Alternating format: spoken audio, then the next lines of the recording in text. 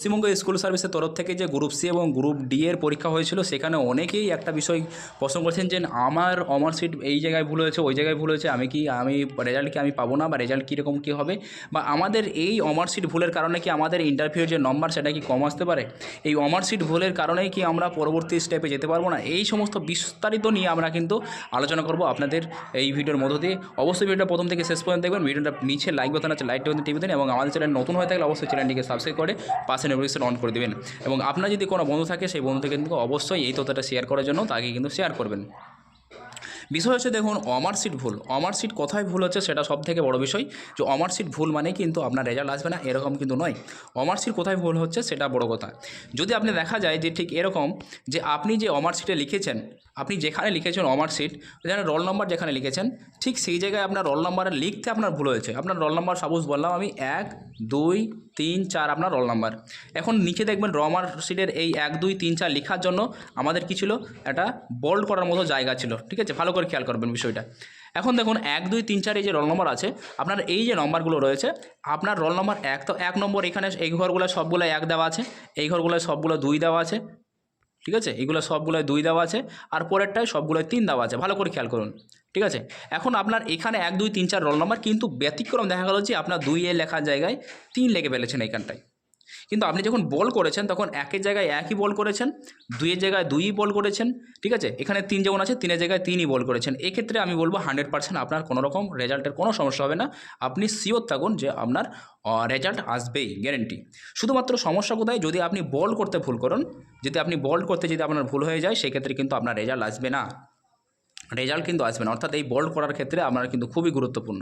অর্থাৎ বোল্ড করতে ভুল করলে আপনি আসবে না, আপনার রেজাল্ট আসবে না। কিন্তু যদি আপনার সংখ্যা লিখতে ভুল হয়, সেক্ষেত্রে কিন্তু রেজাল্ট আসবে। প্রথমত রোল নম্বরের কথা গেল। এবার হচ্ছে বুকলেট সিরিজ নাম্বার। এটা সব থেকে বেশি ভুল করেছে এবারের ক্যান্ডিডেটরা, অর্থাৎ WB SSC গ্রুপ সি এবং গ্রুপ ডি।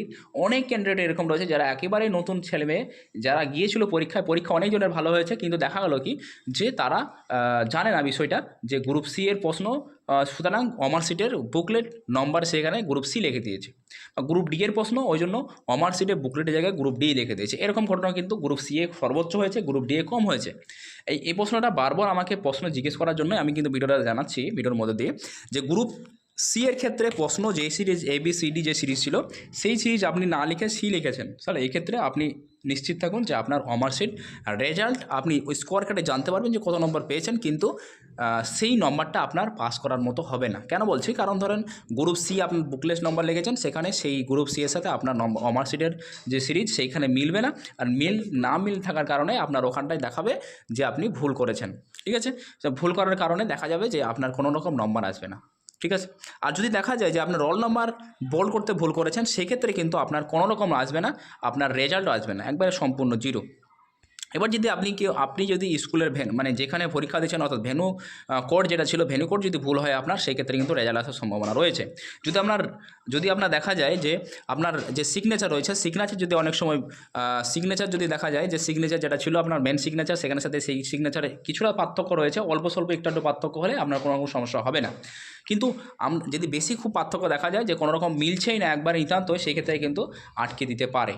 ঠিক আছে, সিগনেচারটা যদিও খুব একটা বেশি সমস্যা দেখা যায় না, তবুও বলা যায় যে একেবারে যদি না মিলে, সেক্ষেত্রে কিন্তু ওই স্পক্সি মনে করে কিন্তু বাদ দিতে পারে। ওকে, আরেকটা বিষয় রয়েছে, সেটা হচ্ছে আমরা যখন অ্যান্সার করার সময় আমাদের যদি কোনো কথাও সাপোজ ধরলেন 1-এর দাগের প্রশ্নের উত্তর হচ্ছে A, কিন্তু আপনি ভুল করে 1-এর দাগের B উত্তর দিয়েছেন, সেক্ষেত্রে কি ভুল হবে না? সেক্ষেত্রে কিন্তু ভুল হবে না, আপনি নম্বরটা পাবেন না, কিন্তু আপনার কোনো রকম অ্যান্সারের নম্বরটা পাবেন না, কিন্তু আপনার যে শিট আছে, সেই শিটের কোনো রকম সমস্যা হবে না, আপনি কিন্তু রেজাল্ট আপনার আসবেন। ঠিক আছে, এইবারে দেখুন, এই যে নম্বর আপনার বাদ যাচ্ছে, অর্থাৎ অনেক ক্যান্ডিডেট যে বাদ যাচ্ছে শিটে ভুলের কারণে, তাহলে কি রেজাল্টের কাট অফটা কম হবে? কখনোই কাট অফ কম হওয়ার সম্ভাবনা খুবই কম রয়েছে। মানে 0.0001% যদি বলি, 0.0001% সম্ভাবনা রয়েছে যে আপনার কাট অফ কম যাবে। খুব ভালো করে 1%ও নয়। কেন বলছি, কারণ হচ্ছে যারা খুব ভালোভাবে প্রিপারেশন নিয়েছে, তাদের ক্ষেত্রে কিন্তু এই ফিল আপ করার বিষয়টা স্পষ্ট। তবুও খুব ব্যতিক্রমী 2-1জন আছেন যাদের পরীক্ষার হলে বিভিন্ন কারণে শিট ভুল হয়ে যায়, সেটা খুব ব্যতিক্রমী 2-1জন রয়েছে, সেটা সংখ্যায় খুব কম।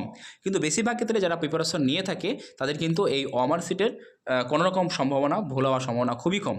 এবার দেখুন রেজাল্টটা কীরকম ধরনের হতে পারে, কাট অফ কী কীরকম হতে পারে, এ নিয়ে কিন্তু ইতিপূর্বে আমরা ভিডিও পাবলিশ করেছি, আর নতুন করে কাট অফ নিয়ে আলোচনা করছি না।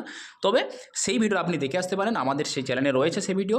আর আমাদের চ্যানেলটা যদি ভালো থাকে অবশ্যই আপনি কিন্তু চ্যানেলটিকে সাবস্ক্রাইব করে রাখুন, এবং আমাদের এই যে ভিডিও রয়েছে সেই ভিডিওর লাইক বাটনে টিপুন, এবং বন্ধুর সাথে অবশ্যই ইনফরমেশনটা শেয়ার করবেন, কারণ বন্ধুরাও কিন্তু এই বিষয়টা নিয়ে খুবই কনফিউজিংয়ে রয়েছে। তো সেই জন্য সকলে ভালোর জন্য কিন্তু আমি এই ভিডিওটা আপনাদের রিকোয়েস্টে পাবলিশ করলাম বা প্রকাশ করলাম। এবং আরেকটা ইনফরমেশন আপনাদের দিয়ে দিচ্ছি, সেটা হচ্ছে আমরা কিন্তু হোয়াটসঅ্যাপে কিন্তু সুন্দরভাবে প্রিপারেশন নিতে শুরু করেছি।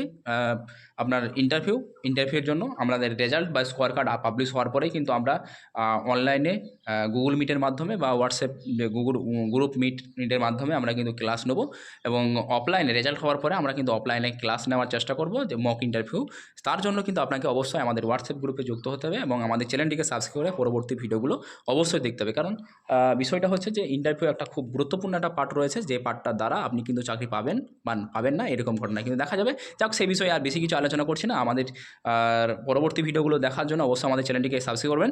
আরেকটা ইনফরমেশন বলে রাখছি, সেটা হচ্ছে আমরা মিড ডে মিল সম্পর্কে কিন্তু ইন্টারভিউয়ের মিড ডে মিল সম্পর্কে আমরা ভিডিও নিয়ে আসছি, আগামীকালকেই আমাদের ভিডিও আসছে। তো অবশ্যই আমাদের চ্যানেলটিকে কিন্তু সাবস্ক্রাইব করে রাখুন, এই ভিডিও কিন্তু আগামীকালকেই আসছে।